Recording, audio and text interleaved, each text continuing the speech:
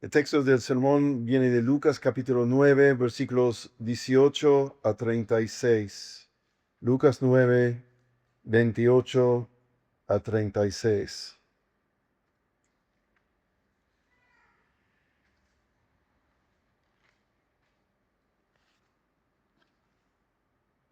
Dice así la palabra de Dios. Y como 8 días después de estas palabras, Jesús tomó con él a Pedro, a Juan y a Jacobo, y subió al monte a orar. Mientras oraba, la apariencia de su rostro se hizo otra, y su ropa se hizo blanca y resplandeciente. Y de repente 2 hombres hablaban con él, los cuales eran Moisés y Elías, quienes, apareciendo en gloria, hablaban de la partida de Jesús que él estaba a punto de cumplir en Jerusalén. Pedro y sus compañeros habían sido vencidos por el sueño, pero cuando estuvieron bien despiertos, vieron la gloria de Jesús y a los 2 varones que estaban con él.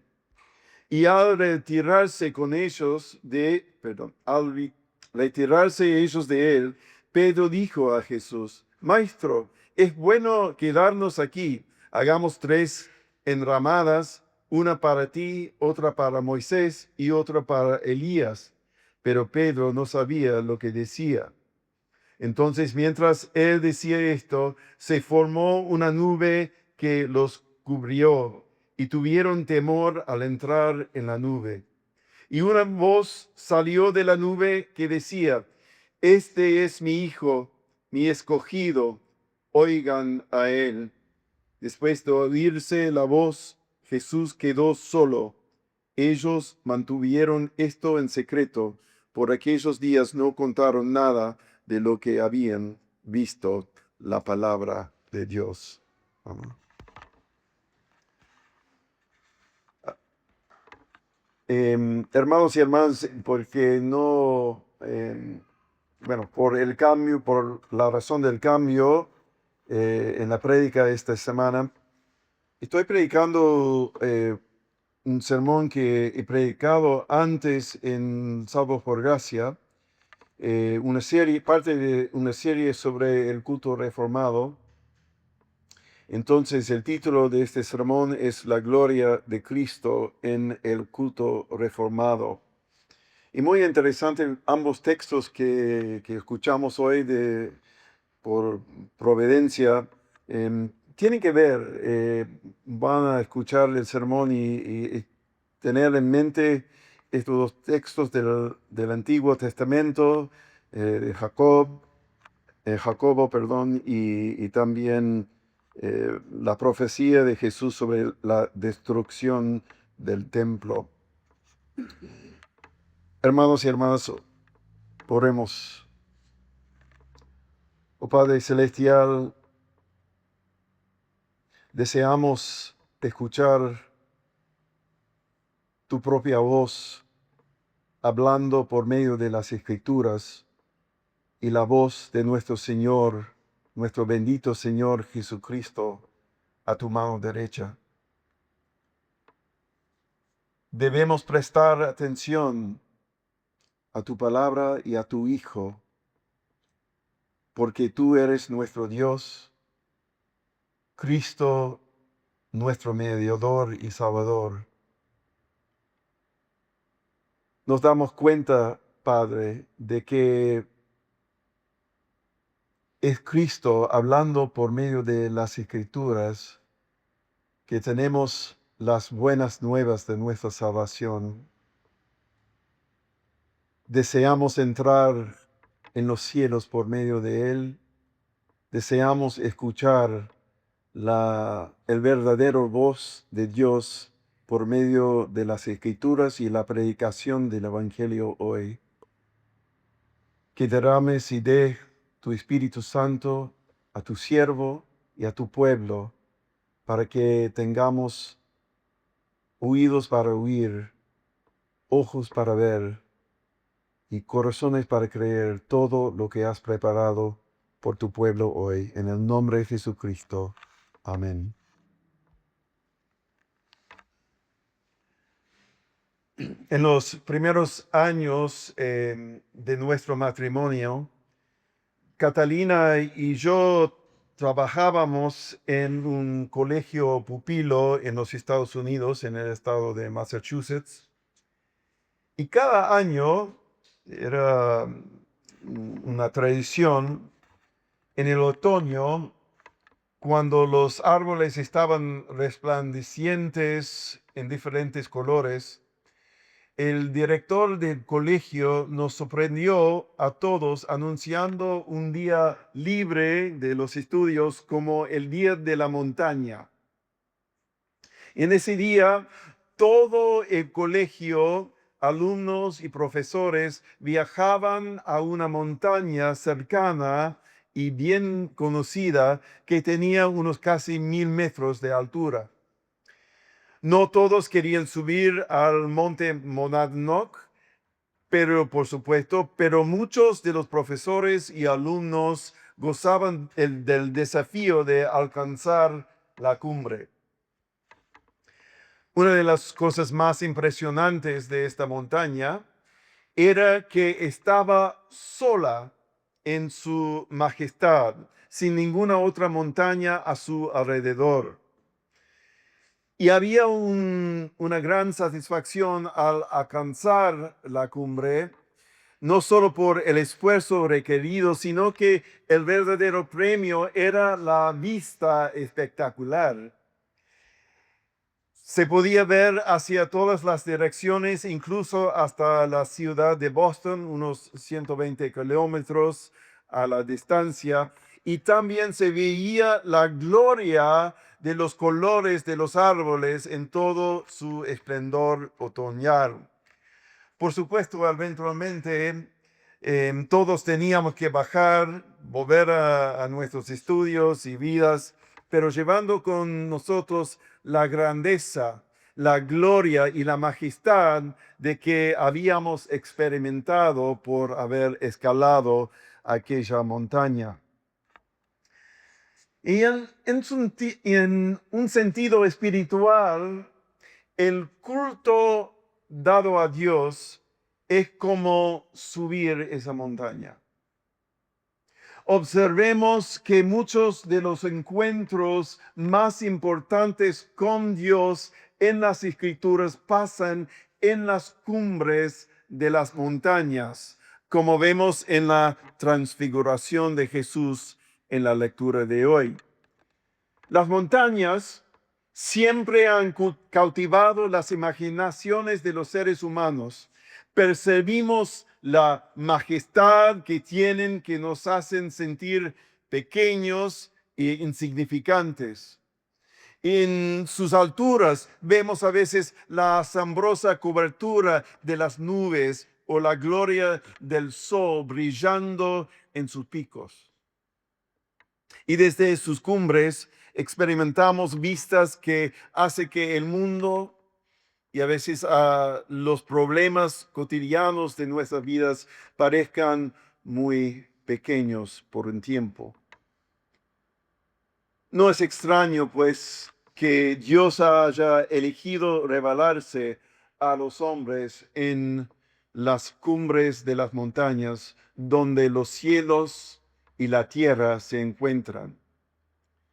Tampoco es extraño históricamente que los seres humanos hayan ascendido a las cumbres para edificar sus altares y adorar a sus dioses. Pero en la Biblia podemos pensar en el monte Moriah, donde el Señor dirigió a Abraham para sacrificar a su hijo unigénito, Isaac, como tipo del sacrificio sustitutivo de Cristo. También pensamos en el monte Sinaí, esa gran y asombrosa montaña donde Moisés se encontró con el Señor por 40 días y luego recibió los 10 mandamientos. También recordamos las montañas Ebal, y Gerizim, ubicadas en la tierra prometida, donde los israelitas fueron mandados por Dios para declarar las bendiciones y las maldiciones del pacto que el Señor hizo con su pueblo. Y que de Monte Sión, la ciudad del rey David y la gloriosa morada de Dios en su templo en Jerusalén, mencionado no menos que 39 veces en los Salmos. Y no menos importante que las otras montañas es el monte de Calvario, donde nuestro Señor fue crucificado para la salvación del mundo. Sin embargo, esta tarde vamos a enfocarnos un poco en Monte Tabor, el monte de transfiguración y la revelación de la gloria de nuestro Señor a sus 3 discípulos como un modelo, como un modelo o patrón del culto cristiano. Primeramente, podemos decir que cada domingo, cuando nos reunimos para el culto, es como ascender a la cumbre del monte Tabor con el Señor Jesús para contemplar la revelación de su gloria. Por supuesto, hablo de una realidad espiritual, como habla el autor de la carta a los Hebreos en el capítulo 12, comenzando en versículo 18, donde dice lo siguiente: porque ustedes no se han acercado a un monte que se puede tocar, ni a un fuego ardiente, ni a las tinieblas, ni a la oscuridad, ni a torbellino, ni a sonido de trompeta, ni a ruido de las palabras, tal que los que oyeron rogaron que no se les hablara más. Porque esos no podían soportar el mandato: si aún una bestia toca el monte, será apedreada.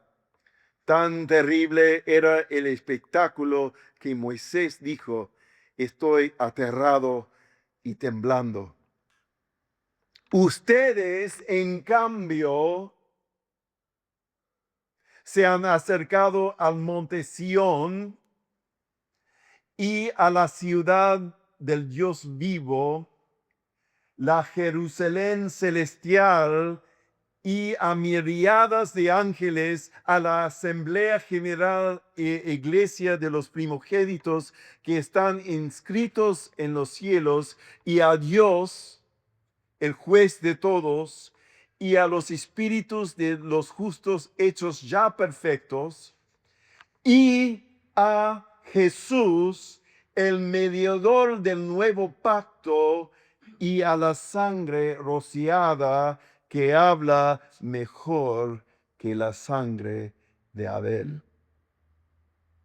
Amados, se dan cuenta de que cuando vienen al culto es para subir al monte Sión, a la ciudad del Dios vivo, la Jerusalén celestial.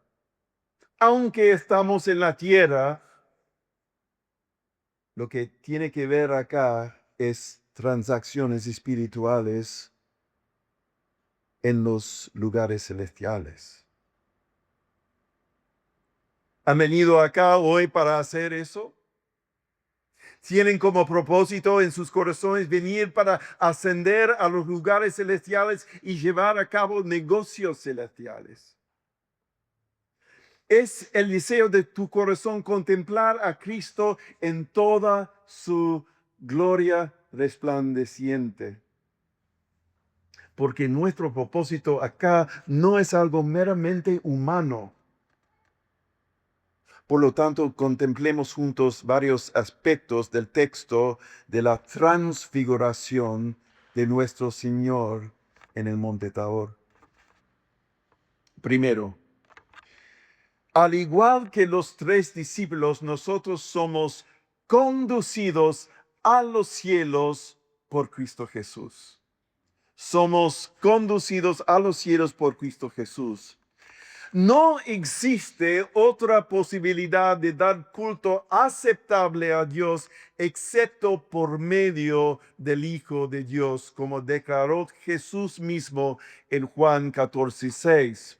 Yo soy el camino, la verdad y la vida. Nadie viene al Padre sino por mí. Y también en 1 Timoteo, capítulo 2, versículo 5, porque hay un solo Dios y también un solo mediador entre Dios y los hombres, Cristo Jesús hombre, quien se dio a sí mismo en rescate por todos.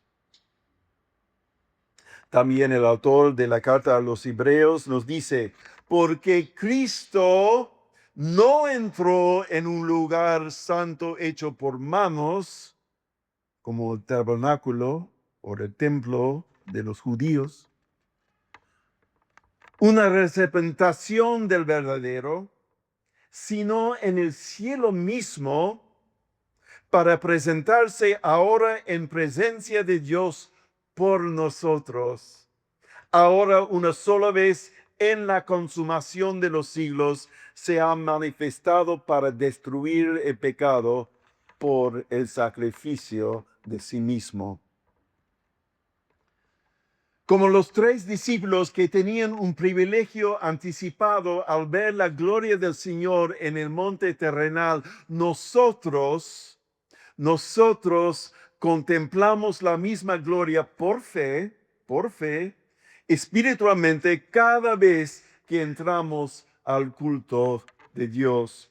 Y no estoy hablando meramente de un sentido figurativo, porque existe una transacción verdadera entre Dios cuando damos nuestro culto al Señor. En otras palabras, nuestro Dios y Padre está agradecido al recibir nuestra adoración a través de su Hijo por medio de su sacrificio en la cruz, que fue una vez para siempre, y por medio de su presencia en el cielo como nuestro sumo sacerdote. Otra vez voy a leer mucho de Hebreos, la carta, esa preciosa carta a los Hebreos, este versículo de capítulo 10, comenzando en versículo 19. Entonces, hermanos, puesto que tenemos confianza para entrar al lugar santísimo por la sangre de Jesús, por un camino nuevo y vivo que Él inauguró para nosotros por medio del velo, es decir, su carne. Y puesto que tenemos un gran sacerdote sobre la casa de Dios, acerquémonos con corazón sincero, en plena certidumbre de fe, teniendo nuestro corazón purificado de mala conciencia y nuestro cuerpo lavado con agua pura. Amados, no existe ningún otro culto aceptable a Dios a menos que venga por medio de nuestro Señor Jesús, porque los pecadores, como nosotros, no pueden entrar a la presencia de un santo Dios sin tener sus pecados quitados delante de sus ojos y sin poseer una justicia perfecta. Por medio de la sangre de Jesús tenemos confianza para entrar al lugar santísimo. Algún día, hermanos y hermanas, vamos a conocer personalmente ese lugar santísimo en los cielos. Amén. Pero por ahora, cuando nos reunimos y dar culto y adoración a Dios, estamos realmente entrando en ese lugar por medio de Jesucristo.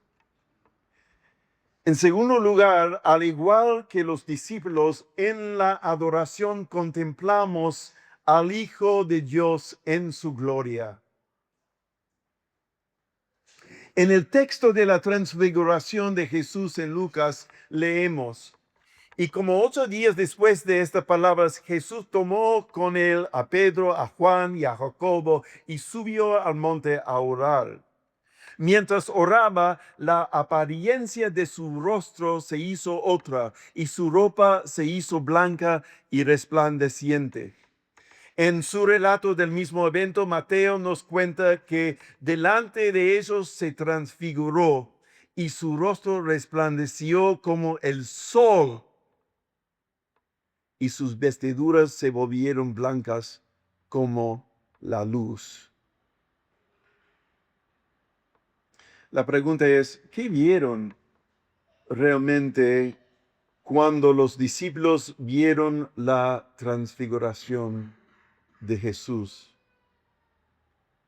El mismo apóstol Juan, quien fue testigo de lo que le pasó a Jesús, lo declara en el prólogo de su evangelio. En el principio ya existía el Verbo, y el Verbo estaba con Dios, y el Verbo era Dios. Existía la luz verdadera que al venir al mundo alumbra a todo hombre.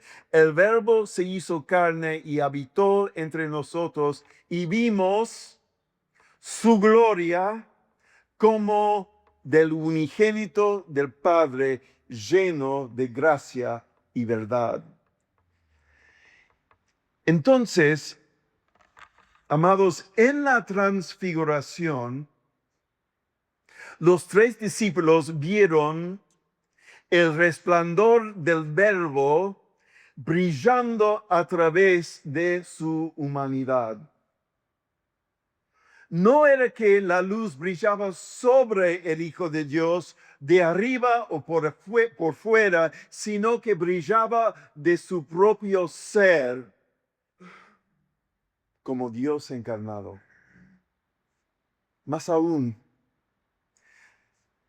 esa gloria no era meramente la luz que vemos con nuestros ojos, porque la gloria de Dios no es una cosa creada, sino una gloriosa luz no creada, y que contiene todas las perfecciones de Dios mismo, espiritualmente, moralmente y eternamente, incluso también su gracia y verdad como el Dios viviente.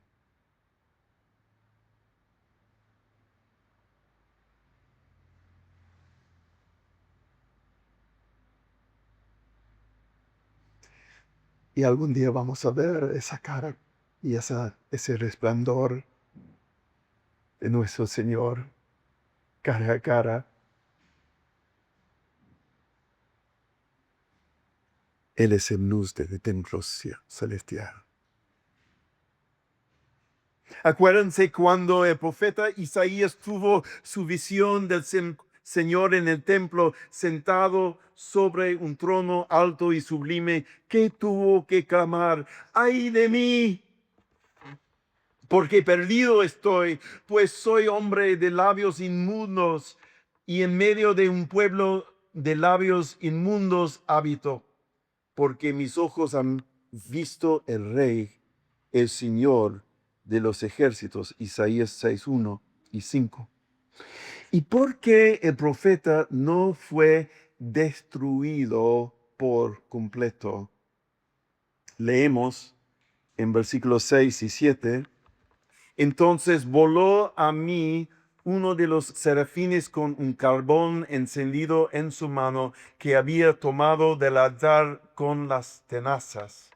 Con él tocó mi boca y me dijo: esto ha tocado tus labios y es quitada tu iniquidad y perdonado tu pecado.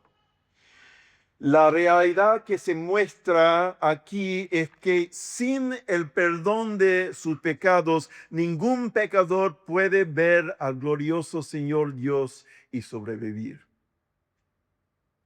Entonces escuchan estas palabras solemnes de 2 Tesalonicenses, cuando el apóstol Pablo habla de la segunda venida de Cristo al fin del mundo.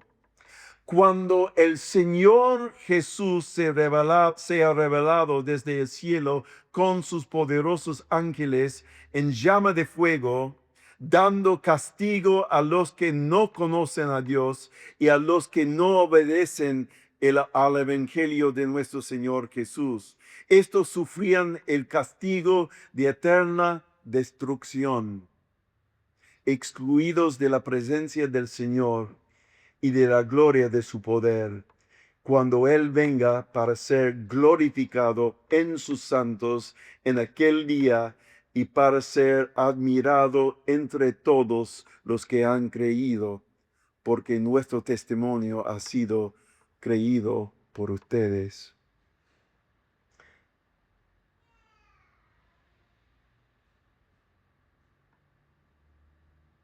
Nadie se puede engañarse.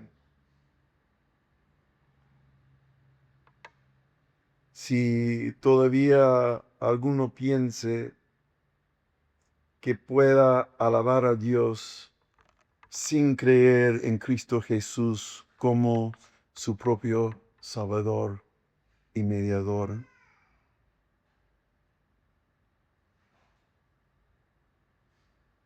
Todos tienen que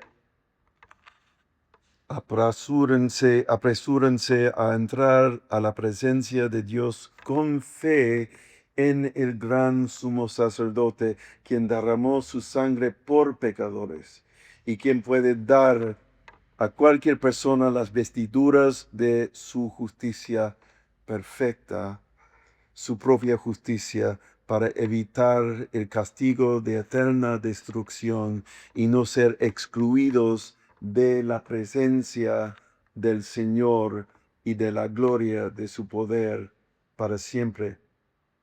Recuerdan, como hemos cantado hoy, en el cielo los serafines alrededor del trono de Dios claman constantemente: Santo, Santo, Santo es el Señor de los ejércitos, llena está toda la tierra de su gloria. En otro lugar dice: horrenda cosa es caer en las manos del Dios vivo sin la mediación del Redentor, a quien los ángeles adoran y glorifican.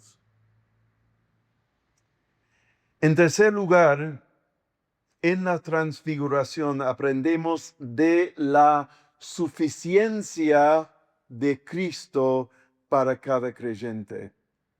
Aprendemos de la suficiencia de Cristo para cada creyente. No podemos ni debemos dar culto a Dios sin reconocer por fe la gloria de Cristo como nuestro mediador. Amén. Acá quiero que prestemos atención a algunos detalles en el contexto de la transfiguración del Señor.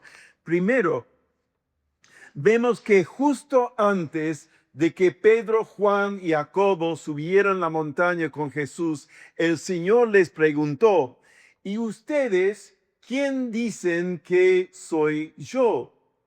Y Pedro les respondió: el Cristo de Dios. Esa confesión de Pedro. En el mismo relato en Mateo, el Señor luego dice a Pedro: bienaventurado eres, Simón, hijo de Jonás, porque esto no te reveló carne ni sangre, sino mi Padre que está en los cielos.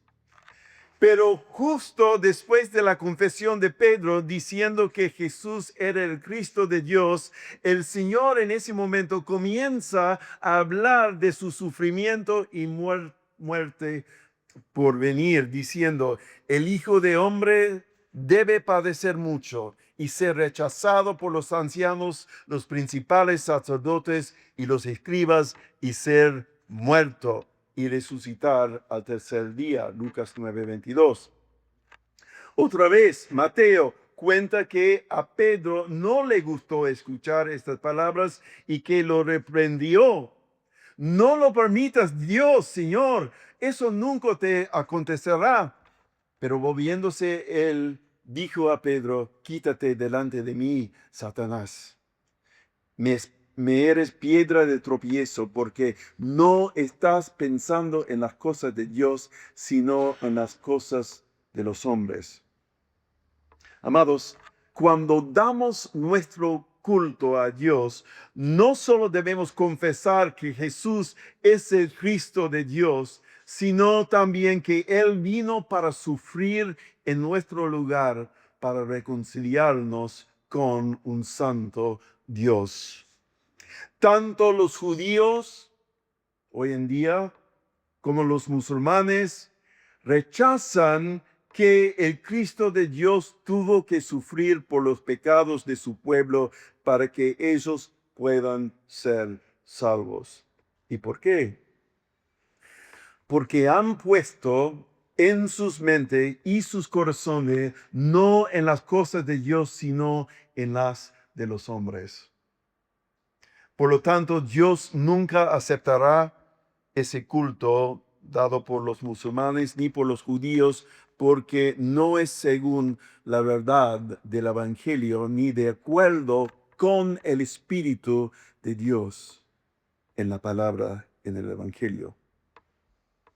Pero nosotros, cuando venimos a dar culto a nuestro Dios, venimos con una esperanza intachable y inagotable, porque venimos con nuestras mentes y nuestros corazones puestos ¿en quién?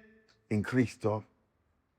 Una vez más, el autor de la carta a los Hebreos nos dice en Hebreos 9, 11 a 15, pero cuando Cristo apareció como sumo sacerdote de los bienes futuros, a través de un mayor y más perfecto tabernáculo, no hecho con manos, es decir, no de esta creación, entró al lugar santísimo una vez para siempre, no por medio de la sangre de machos cabrios ni becerros, sino por medio de su propia sangre, obteniendo redención eterna.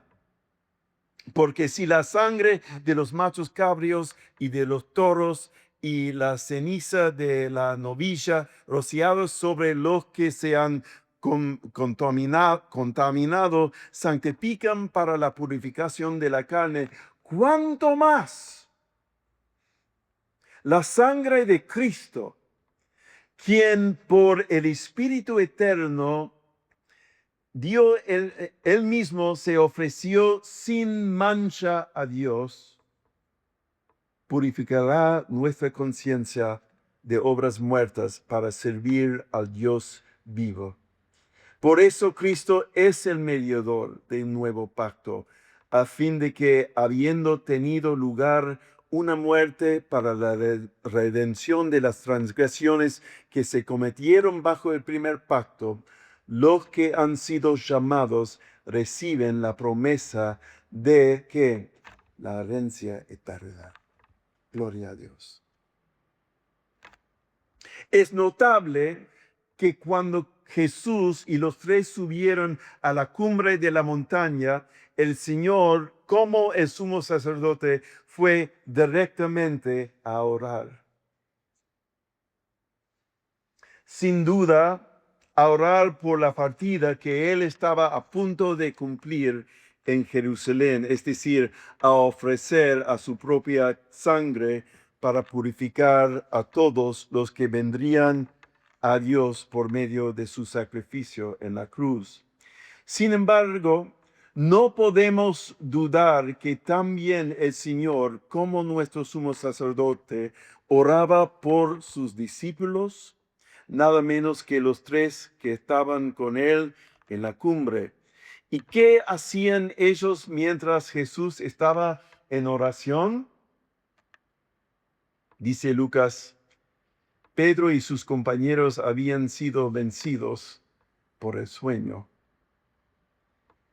Exactamente la misma escena pasaría otra vez en el jardín de Getsemaní mientras Jesús oraba, Padre, si es tu voluntad, aparta de mí esta copa, pero no se haga mi voluntad, sino la tuya. Los mismos 3 discípulos estaban completamente dormidos.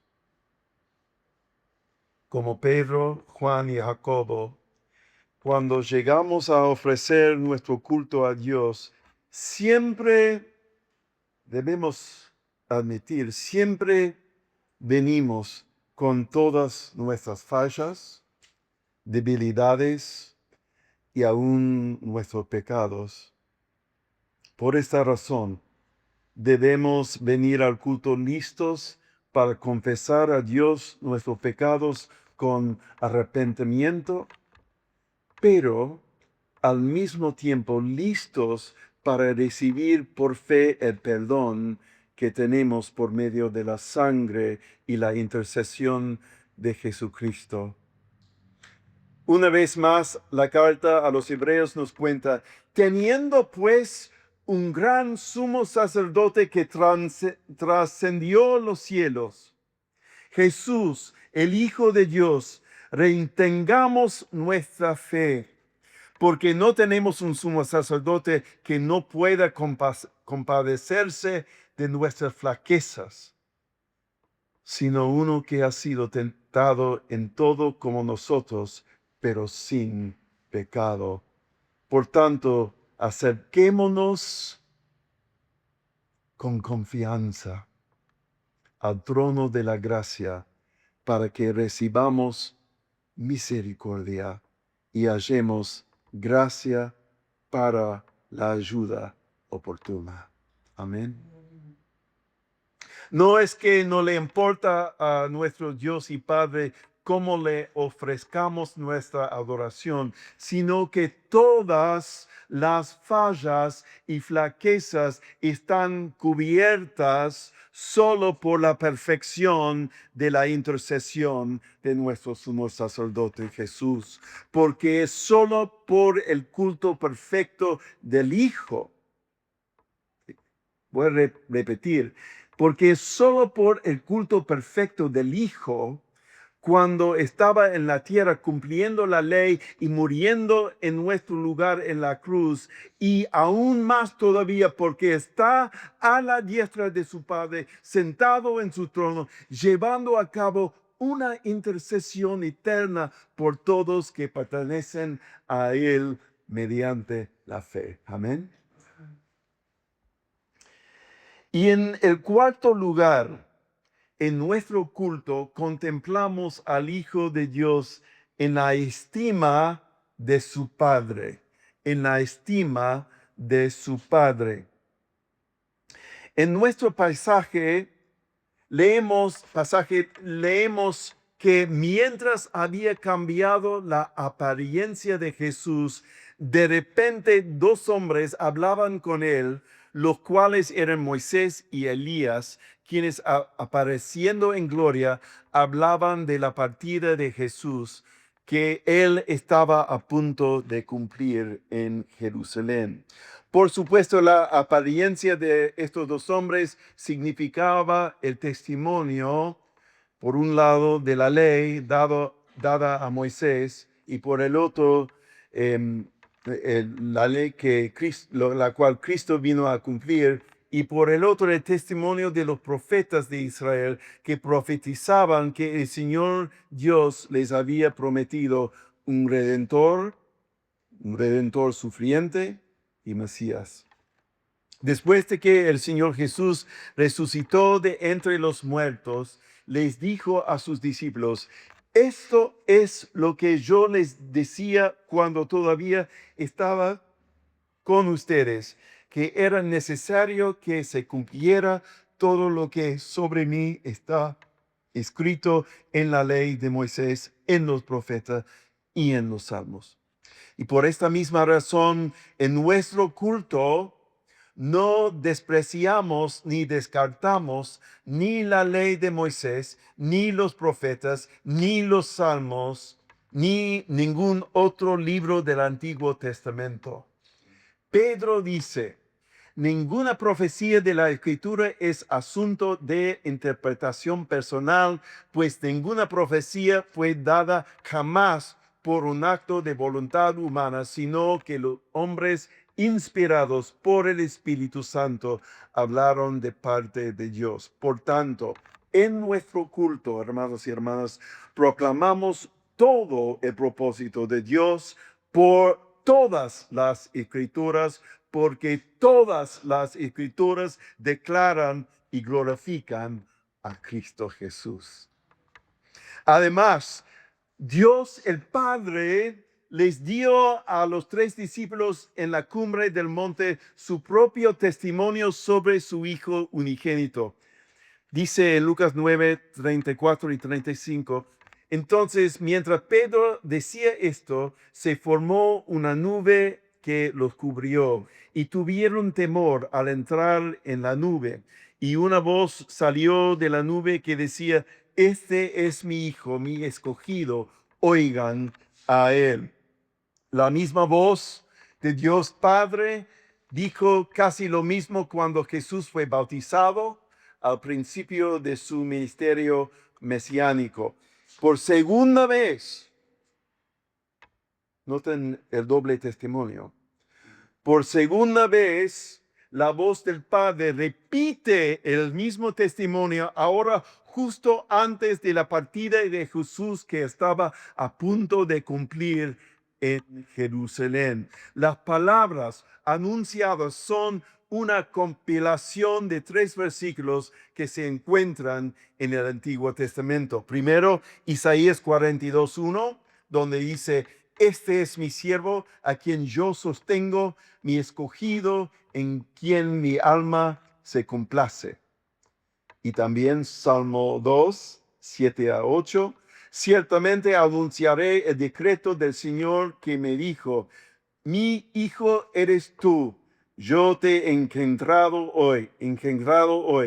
Pídeme y te daré naciones como herencia tuya y como posesión tuya los confines de la tierra.